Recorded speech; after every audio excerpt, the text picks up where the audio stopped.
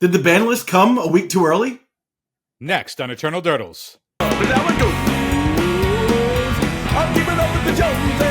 I just want to give a quick shout out to all of our Patreon supporters out there. Thank you to the Durdle Maniacs. If you want to be a Durdle Maniac, go to patreon.com/eternaldurdles and help support the channel. It keeps things going. It keeps things updated.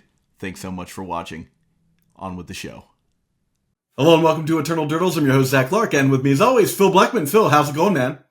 Zach, a week too early? Pray tell, what do you mean? So here's the thing, Scaminator was not seen at all like 2 weeks ago. Like barely, if any. You know, this sort of like tempo, Days, Wasteland, Reanimate package didn't exist really in any meaningful form up until about like maybe a 2 months ago. And now it's dominating the top tables of Legacy. If you look at SCG Philly, the largest tournament I would say that, you know, for a month to 2 months, we have a 50% saturation at the top 8. Then we look at the latest Legacy Challenge. 18% of decks are this deck. I just feel like maybe I'm not asking for an emergency ban. I'm not even positive that like Grief or Bowmasters needs to be banned. I'm not calling for a ban. What I'm saying is that it feels like the ban list, if they do need to be banned, it feels like waiting another 3 months for that as we decide to like traverse what I think is pretty terrible Magic right now. It feels like a long time. It feels like a slog. And look, we're talking in Legacy terms. Every year is a week to every other format. I get that, but it just feels like they missed something, and maybe it's time that like Legacy gets its own ban list announcement that has nothing to do with Modern or Standard. You know, every time a new set comes out, they kind of look at it and go, "Are people complaining enough? I guess not. We'll leave Legacy alone." And now I think it's time to start complaining as we ramp up into in 2 or 3 months, we might get a ban announcement that's somewhat meaningful to our format. Yeah, I think that excuse me. I think that there's a significant difference between Legacy and the younger formats. Aside from Vintage, Vintage is its own thing because it's got all the broken restricted cards. But Legacy gets more cards added to it than any other format because it has all of the Commander product legal as well. And it's weird. It's weird that it has become like Standard used to be. You know, like. Used to be like every time a set came out in Standard, you'd be like, oh, okay, everything changes. All the decks are different now. Now, because of Commander products, that's what Legacy's going through. So I agreed, but I think I take it a step forward. I think that there are, in Legacy, the baseline powerful shells that have existed for the entirety of Legacy's lifetime that have only gotten exponentially more powerful with the release of more and more powerful cards over time. This isn't new information. Those shells are Days Wasteland, Ancient Tomb plus literally any card. And I think that if we look at all of those cards as sacred cows, this will never be a solved problem. Sure. And I get that, like, you know, we have this sort of, you know, ban list conversation, you know, does something need to go, does something not need to go? The entire ban list is, not the entire ban list, but the majority of the Legacy ban list is symptoms that are paying the sins of other broken cards that still exist in the format. That have just been deemed the sacred cows over time because, you know, they existed before all of the power creep happened. Yeah. And so they're baked into the format and nobody looks at them as things that should be worthy of a ban. But like anytime we hit this sort of like lame duck sort of like, is the format healthy? Is it not healthy? Regardless of whether it's too powerful or not, there seems to be this outcrying of people not having fun, the play patterns not being fun. Right now, it's just like, yep, Days Wasteland plus double Grief, you know, forcibly mulliganing you on the draw, or like, you know, Ancient Tomb plus literally anything just locks the game out with Monarch or Initiative or Goblins or whatever the fuck. Yeah. And the thing is that all of these stuff, this is just a repeat of everything that's happened every other time this has happened. And, you know, until I don't think it is fruitful for us or for anybody in the community to like have the conversation about like, yep, Bowmaster needs to go, Grief needs to go, all this shit. That may be true because, you know, for quality of life purposes, those play patterns may not be fun. But this will constantly be a thing forever. We would deja vu ourselves over and over until we all collectively agree that the sacred cows aren't sacred. Because as long as the sacred cows are considered sacred, we will just we will run headfirst into the wall over and over again. My like, I got clarity last time we had this conversation where I was like, yeah, just let stuff off the ban list. Let the power level flatten towards like increase, but flatten towards the top, because then there's some play between like, is it Dreadhorde Arcanist versus Bowmaster versus Renin 6 versus Deathrite Shaman versus DRC versus whatever. Like, as long as like we have the baseline of what broke those cards in the first place, okay, well, if the format is inherently diseased with the combination of the power creep plus those previous shells, then we're just going to keep banning symptoms. And okay, yeah, we can keep taking antibiotics to not get sick, but like if we never actually cure ourselves, then the format's just going to run into a disease every time this happens. And like we'll feel better once we ban Grief or whatever for like a month and a half. And then the next best thing will just be adopted by the diseases. And then we'll be right back talking about it again. Well, Phil, so what are you suggesting? That we get rid of Daze and we get rid of Ancient Tomb and just see how things shake out? I think that if you want to maintain like the identity of the format and the diseases of the format and the fact that like those types of cards are the ones that lead to non-games, but like are the backbone of all of these different decks. So like Daze Wasteland has just and granted, like this all for Daze Wasteland text back to fetch lands, right? But Daze Wasteland versus Ancient Tomb has just been like the metagame forever. And it's always one of those two shells breaking something, whether it was Ancient Tomb with Initiative or whether it's Daze Wasteland with literally every single banning we've had since then. Like, yeah, if we aren't going to ban those cards or like get way more liberal with how we're banning cards, like not just like, oh, yep, let's ban one. Like unless we're banning like a whole ton of shit that just all gets hit, that gets tagged, like we will always have this problem. Like it will always just be the next thing. Like right now we're in like the Grief Daze Wasteland compressed format where like you're either running on 0 mana or fast mana and that's it. But like the second that is lifted, even in the slightest, we're back into like everybody's on Urza Saga or everybody's back. You know, like there's always going to be something because we're layered here, and there has to be a bunch of shit that goes if we're going to get to what we feel is healthy gameplay. This episode is brought to you by Tales of Adventure. Go to toamagic.com and use the code DURTLES for 5% off your order. You'll be directly supporting the show, and you'll get the entire order in one package. No more waiting for several packages. That's toamagic.com, code DURTLES for 5% off. So here's a pivot here. So if we're gonna say that, you know, the Grief Bowmasters, there's gonna be a lot of people out there that say, you know, instead of calling for a ban, learn how to beat the card, right? Like, but learn how to beat the Scaminator, and then you won't, you know, like, don't ban the cards I like to play with, right? Here's my thought about that. Like, so I'll follow you down that path, right? You learn how to beat X deck. The sideboards change. You know, let's say the deck to beat Scaminator is, you know, 4 Chalice of the Voids in your 8 cast deck, and then you just like they just can't do, you know, like it just literally comes down to a nuclear race of, do you have double Grief or do I have Chalice, right? Like, who wins the coin flip? It starts to become, you know, in my opinion, like the rock scissors paper of the format is at times fun, but the coin flip of the format is not fun, if that makes any sense. You know what I'm saying? Like, learning to build a deck that beats the top decks is a cool experience for me. It's a lot of fun, and when it works, it clicks, it's awesome, and you feel great.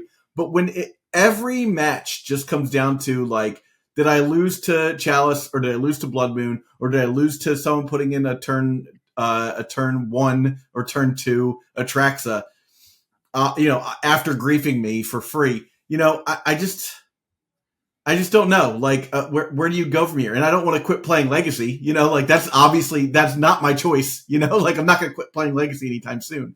It's just, I don't want Legacy to be miserable, you know?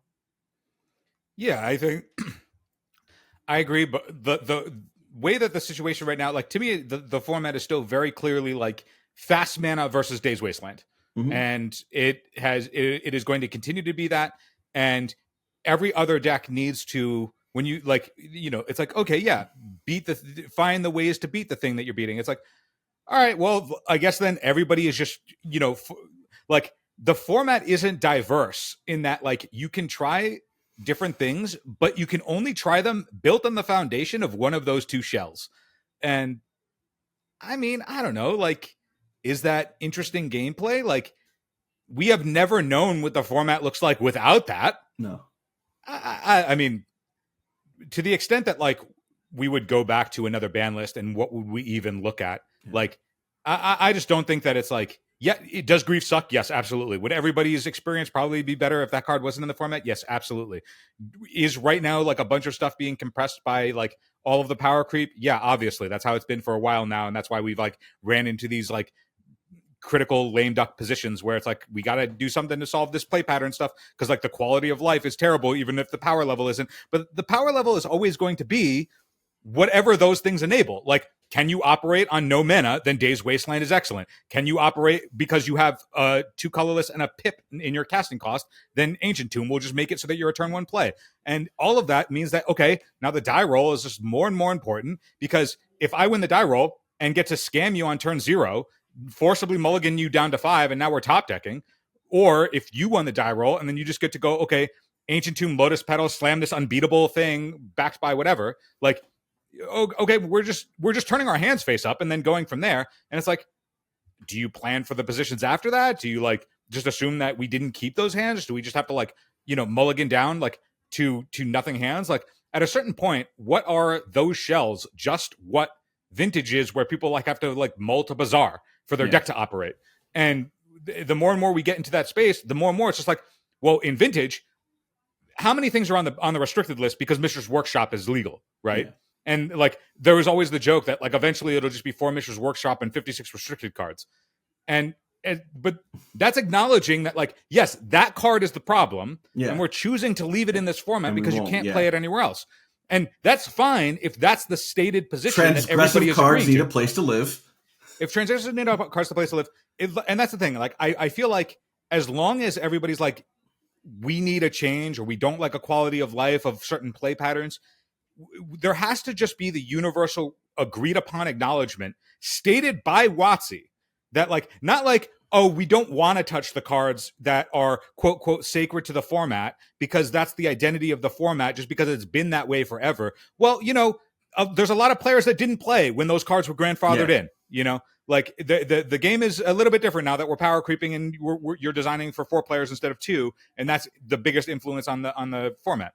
Yeah. And like, unless there's the stated explicit sacred cow discussion, the same way that there is in vintage for Bazaar and Mishra's Workshop and Tolarian Academy or whatever the fuck, like we need to be like Days forever untouchable. You can never touch. Don't even consider it sacred. Yeah. Part then of we don't have this episode gets sacred. Erased. And I would love it if it were erased because it always feels like every time we talk about it, we go back to okay, well, why not? If you can give me back all of that time that I've been talking about Days Wasteland, right? Like, just we should just could consider build a solving new empire, Just consider solving the disease, or explicitly tell us Legacy is diseased, and it will stay that way forever, regardless of what's printed, and we will just solve symptoms as they come along, as opposed to like. I remember a long time ago, I tweeted at Gavin. I get that Gavin doesn't handle the BNR for Legacy, but I asked him, I was like, do we consider these cards untouchable? And he was like, well, nothing is really untouchable. We take everything, like I can dig up that tweet and we can link to it. But he was essentially like, nothing is ever off the table. Like there are stuff that we don't want to touch because it's like whatever, but nothing is ever off the table. And I'm like, I want WotC to be like, this is the list of untouchable cards. Yeah. These are untouchable. That'd never. Be nice. We would never consider it because that would just clean it up so much discussion points for us because everything revolves around these shells. And as long as it's like, well, this is the problem. Can we solve the problem? It's like, no, okay, given circumstance, we can't solve this problem. Now we can look at the symptoms in a way where it's like, these are the given circumstances, as opposed to assuming that that is the case and that we are just for some reason voluntarily hamstringing ourselves from actually being able to like cure the disproportionate leverage that these shells have. Phil, let me speak for the proletariat for a moment. I assume that you too are not a man who has infinite amounts of money. So I'm just gonna lay this out. My biggest problem with that method is that means that we are into full rotation every time a broken card comes out, right? That means that we can, like, right now I am purposefully not buying Scaminator cards. I'm not buying, like, I only have 2 Orcish Bowmasters. If I happen to open 2 Orcish Bowmasters, rad. But I'm not going to go out of my way. I'm not spending $80 on 2 more Orcish Bowmasters, right? I'm not spending another $100 on a playset of Grief just so that I can play this deck.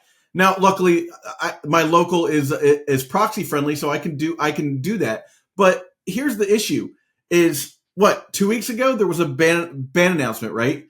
And then you have these results in the tournament, and I'm like, man, I really should really invest in playing that deck. It's the best deck. Like, that's, as like, just be the good Magic player, play the best deck, right? That's what I'm thinking. I want to be someone who can at least like top 16 a tournament this year, right?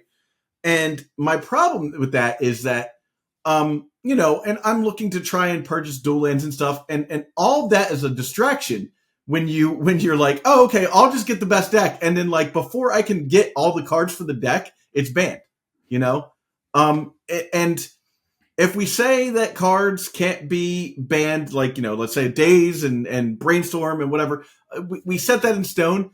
Doesn't that just accelerate like how obvious it is that like the problem is X?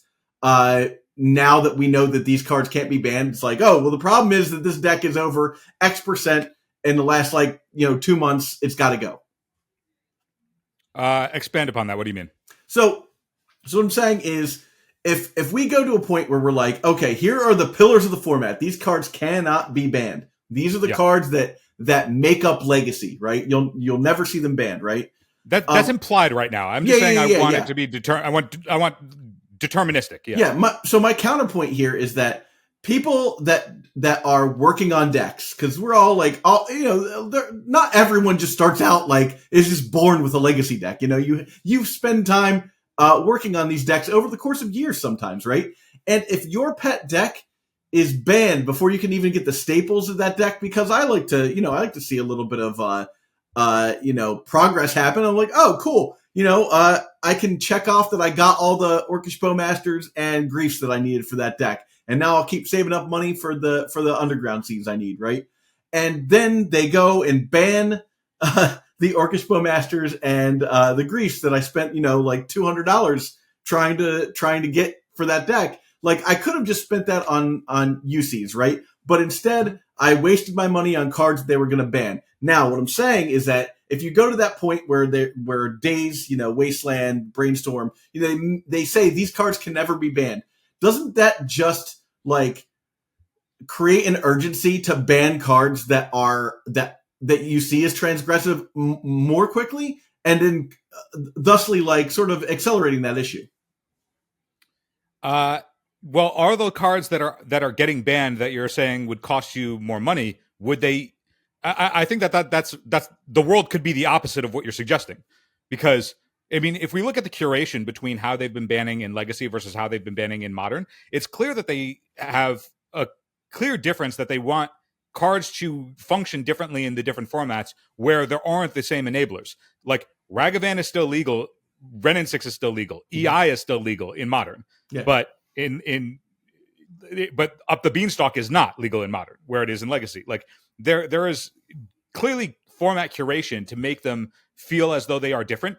There aren't the Delve, Treasure Cruise, and Dig Through Time in Modern or Legacy, but there is in Pioneer, and that's fine because the enablers of the fetch lands aren't there. Even though Arclight Phoenix had like a dominant win rate at the PT, and everybody was saying that needs to be checked with a Treasure Cruise ban or whatever. But like, the format curation for different cards to live in different formats and still function in different formats exists. And if we look at the stuff that's on the ban list right now for Legacy, a lot of it is just like not at the card's own fault. Like if Ragavan was not checked by if Ragavan on the play, Ragavan. I always say Ragavan. If Ragavan wasn't backed by days on the play in the world when it was like the best deck, is it still on the ban list? Renin 6 not having, like, I get like Wasteland is like the pseudo check and there's no other real way you could play it outside of Vintage, but like if Renin 6 didn't have Wasteland, Renin 6 isn't on the ban list. If Deathrite Shaman didn't have fetch lands, Deathrite Shaman's legal in Pioneer, nobody plays it. If they're like, you could argue that the cost of certain cards getting rotated out, like who knows what the power level discrepancies are if they're not checked by these, like the insane leverage that the die roll imposes on these cards that are functionally free. Yeah, it's so tough to figure out. Like, so you look, again, I'm not saying that they're going to ban Grief or Orcish Bowmasters, but this is a literal problem I'm having right now. Is like, do I just purchase these cards because they're going to be like, because Legacy is an eternal format and it doesn't rotate and these cards should be good for a long time, or is this the best deck and you only get a fixed amount of time with the best deck until it's just, it's just banned into oblivion. Like, yes. Is that how it is now? Zach, the answer is yes, and it's not how it is now. It's, dude, that's how it's been for years. Well, I get that that's how it's been for years, but it takes a long time to realize that, right? Because it takes several years with the bans to realize that, like, it's just like, oh, the best deck, and then we're going to get rid of it, and then that's the best deck, and then we're going to get rid of it. It just feels like they should spend a little bit of time going, okay, like maybe if we have this thing that like is the best deck, okay, well, what if we allow some of those cards back because the power level's kind of been like, they could have banned Oro like a couple of years ago and I would have been fine with it, but they didn't, and now it's virtually worthless, right? Like no one's playing Uro because it doesn't cost 5 mana, so it doesn't draw you 2 cards when it comes into play, like stuff like that. So it just feels like sometimes they're looking at the ban list, not unbanning cards that probably should have been unbanned.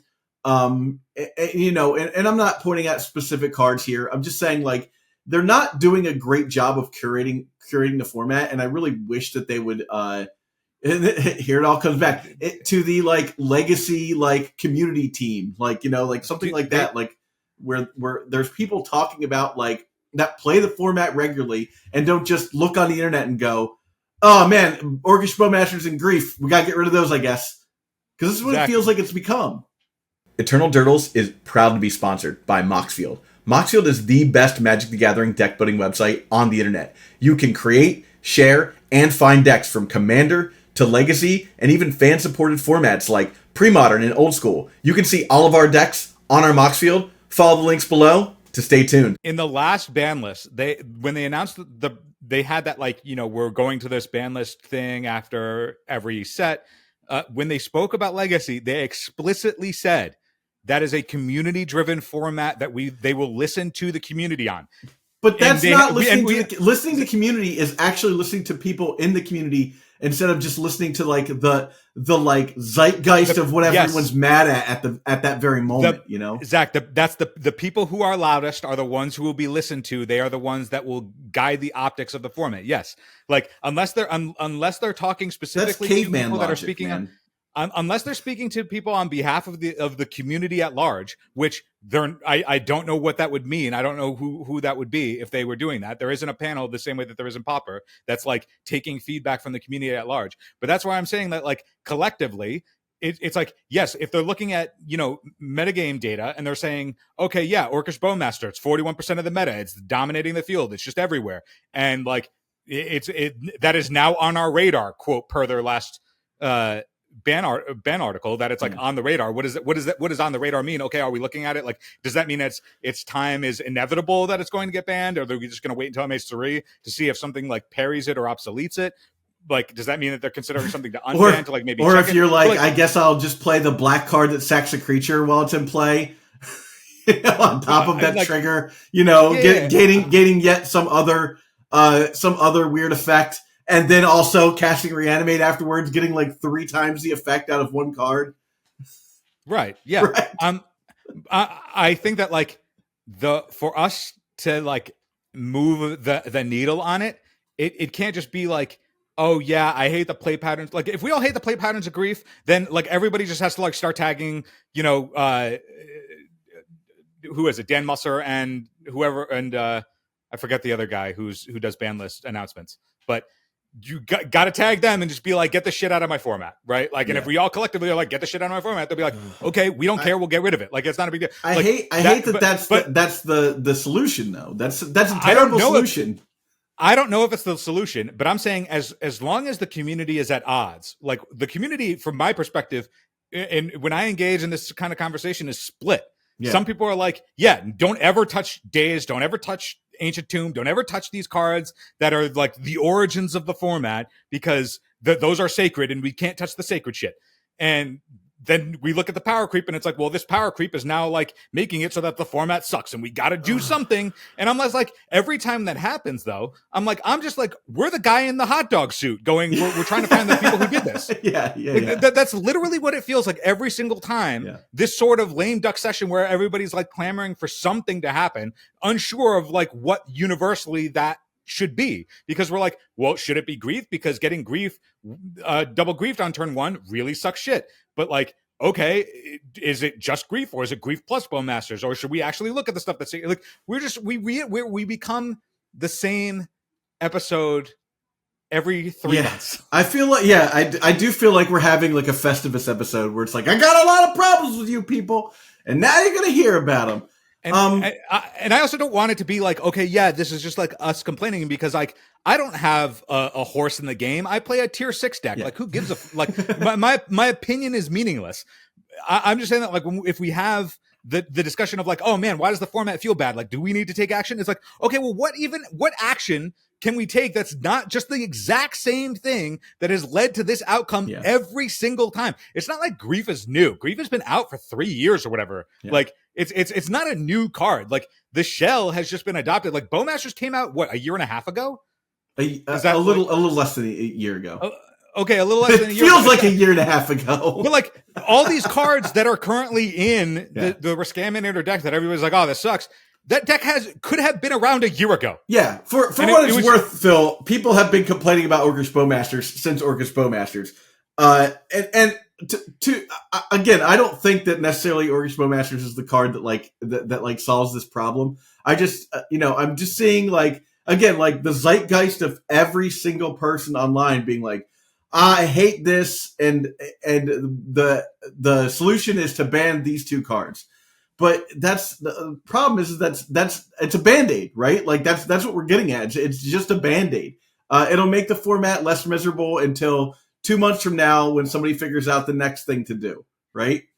I mean, if they actually want to like try and see what would be healthy, like you got to start getting an eye on Sacred Cows. You got to like actually liberally look at the format in a way where it's like, hey, maybe things should not exist in the command zone in a format where the command zone doesn't exist. Like you got to start taking heavy-handed like adaptations to like not run into the exact same problem over and over and over and over again. Yeah.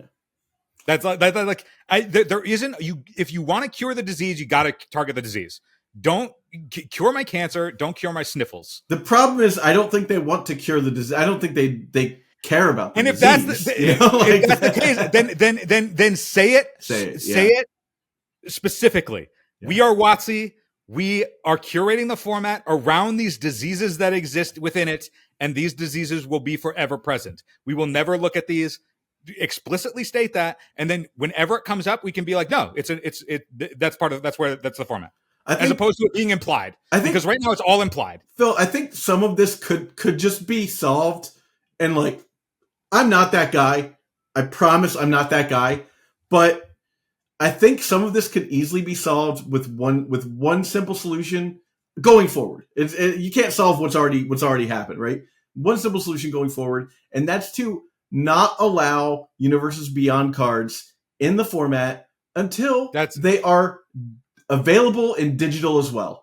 I'm just gonna. That's a whole different conversation. It is a whole different conversation. That's but I think different. I think that is a fair. It is a fair assessment to say, look, we can't just go adding willy-nilly a bunch of cards to the format in paper that aren't there on digital, that don't give us a chance to even test them. in any real meaningful way, you know. And then you go to an event and someone's like, "Oh, well, High Tide Radstorm is the new deck du jour," you know. I just don't feel like that it's it's right to allow those cards into the format if you're not going to have them there digitally. And like I said, yes, you were correct. That is a different point, but it does suture a large part of the issue, which is the fact that the format feels like it's in constant rotation. Well, the format is forever going to be in constant rotation because they are going to continue to print more and more powerful things that are arbitrarily more powerful. Yeah, like modern everybody is. I don't mind Universes Beyond as a concept, and I don't mind it in Legacy. But I think if you can't put it onto the digital client, like don't allow it into the format. There's the ongoing like joke of like, oh, just wait until the format's upended with Modern Horizons 3. Yuck. And it's just like, all right, well, if everybody just mutually is like under the understanding and you know, like, do we wait for a ban? reluctant acceptance of just like happen. The arbitrary power creep is just going to overhaul everything all over again, and that's where I go. The money argument out the door. Yeah. Like, if you are always going to have to buy whatever the new powerful thing is, that's just going to get slotted into the shell and obsolete the other stuff. And then if it gets banned, sorry, that's on you. That's the gamble you take. So the money argument, not an argument to me because of like the structures that the powers that be. Like, but if in terms of format health, that's something that can be addressed in a way that like doesn't upend the fact that they're a corporation that's like got to grow regardless of, you know, what players would actually like at the expense of Legacy, though. Like, that seems like a weird take. What do you mean? Like, they have to grow at the expense of Legacy. Like, they can make adjustments that don't affect Legacy and continue to grow, you know. I'm going. I'm just like, no. It sounds like you and I agreed there because I'm on the side of I want to see more aggressive takes towards Legacy. I don't want we're going to only touch White Plume and then leave the other thing that we have admitted is clearly a mistake, unless we're saying that it's okay and we want these diseases to exist that like we took a swing and missed on. You banned all the companions that like were obviously like objectively broken, and the only one that exists now is Yorion, and that's like fringy. Okay, but like you got rid of Zerda and you got rid of Luris, and you like, okay, yeah, you were just like, these we acknowledge that these are bad, ban them. Okay, get rid of all of it. We acknowledge that White Plume is bad, Initiative is too good. Okay, get rid of all of it. All like, the pitch creatures. We're like, if we acknowledge that one thing is too good, and then we leave like the semblances of like it left over, just like slightly less, and then it like just fucks up everything else. Like, just get rid of it. Just like get rid of that stuff. Yeah, I think for me, if they just like, you know what I'd like to see, Phil? I'd like to see a card that like is like a ley line that just like, you know, like guerrilla tactics that like punishes you for like having a strategy, but the strategy is pitch cards.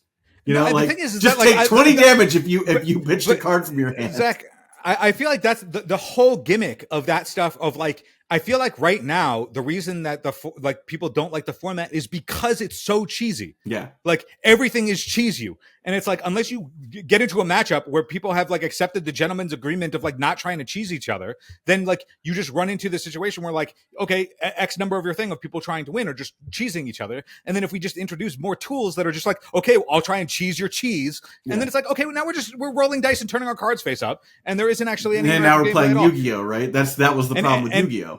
And any haters who are like, oh, Phil plays Miracles, he wants, you know, all this stuff so he can play Ponder Brain. Fucking take Ponder Brainstorm with it. If Ponder Brainstorm goes with all of the other shit, then fine, take it. Go. Like, it's fine. You know, like. But Phil still has Portent, and now everyone's mad. I just like if we're gonna have everything be.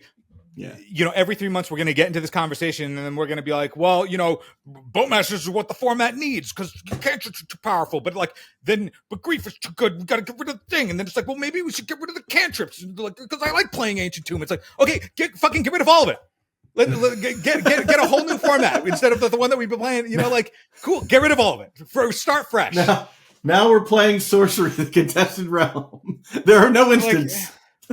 We will like, I guarantee you we will get like, if the format rotates, because MH3 like makes it so that like, you also got to remember that like the format also is going to be what people are perceiving to be the best thing at any given time, even if it isn't. And like right now it's Scaminator. If we get new cards and new tools and people are just like, well, I'm not having any fun playing like the deck that is objectively the best deck by results, then I'm going to try these new things. And then people try the new things and they're like, oh, I want to try that too. And then so for like 3 weeks or 2 weeks or whatever, then all of a sudden, like the best decks takes a dip. And then we're like, oh, I guess the format, figured it out. And like, it's cyclical and we moved on to the next best thing. It's like, no, we fucking didn't. People will just go back to the best thing once people recognize and have gotten like the edge off with the new thing that gave them a reprieve from like the toxic stuff. It's like, if you want to solve this disease, solve the disease. So I'm going to make a prediction here, Phil. And then we can, I'll allow you to respond to it, and then we can just kind of cut this where it is.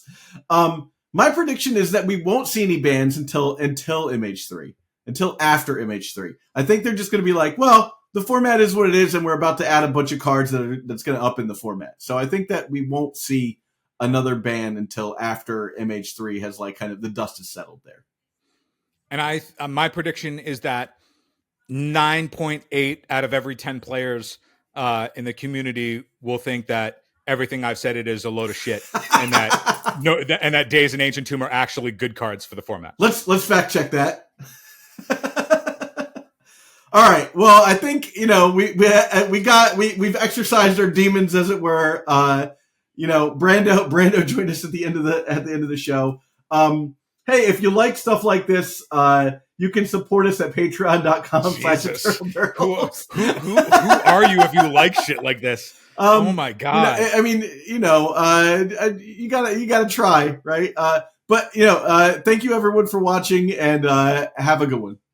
For the gift that keeps on giving all year round, join our Patreon at patreon.com/eternaldurdles. And hey, check out this playlist we got up here with all of our interviews over the last couple of years. Some great people from the Legacy community, some really great guests.